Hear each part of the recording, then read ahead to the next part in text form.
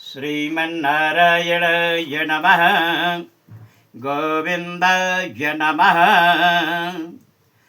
अच्युताय नमः।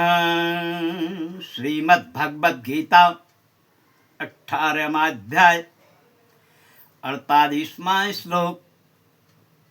कल के प्रसंग में आपको श्रवण करने को प्राप्त हुआ था।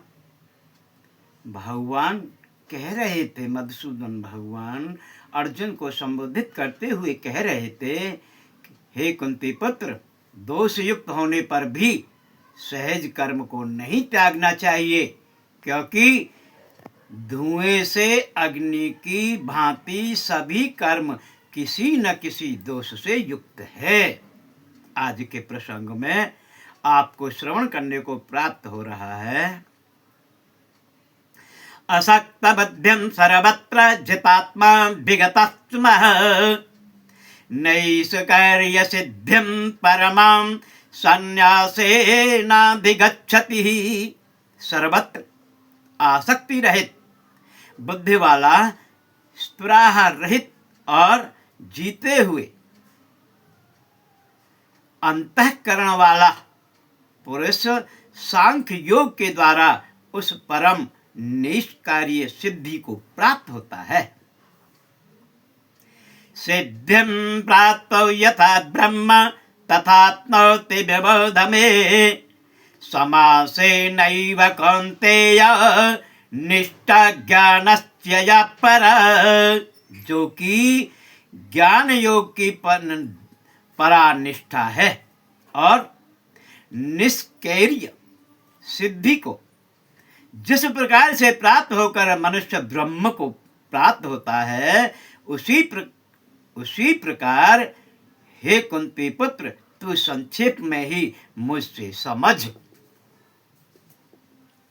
बुद्धया श्रद्धया मुक्त धत्यात्मान्युमक्त्य च, सद्दा दिन्वशयान् त्यक्त्वा रागदेशो व्यवदत्य च, तद्मिसेविद्वासी यत वाक्यमानसः, ध्यानयोगपरो नित्यं वैराग्यं समुपाश्रितः। अहंकारं बलं दर्पं कामं क्रोधं परिग्रहं, विमुच्य निर्ममः शान्तः ब्रह्म भूयाय कल्पते।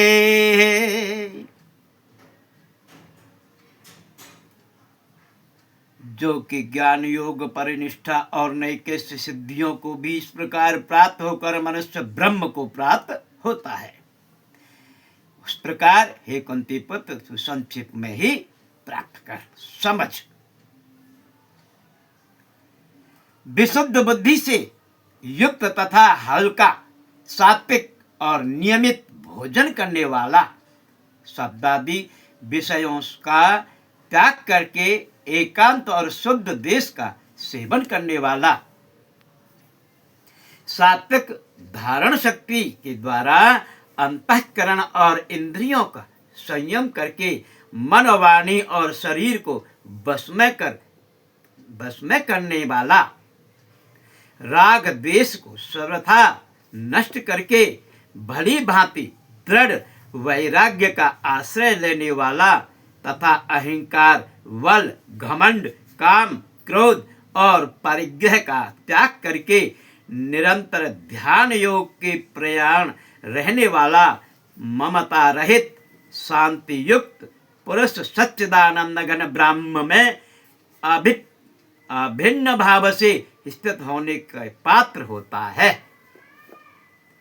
ब्रह्मभूत प्रसन्नात्मा न शोचति न कांक्षति, सर्वेषु भूतेषु मद्भक्तिं लभते पराम्।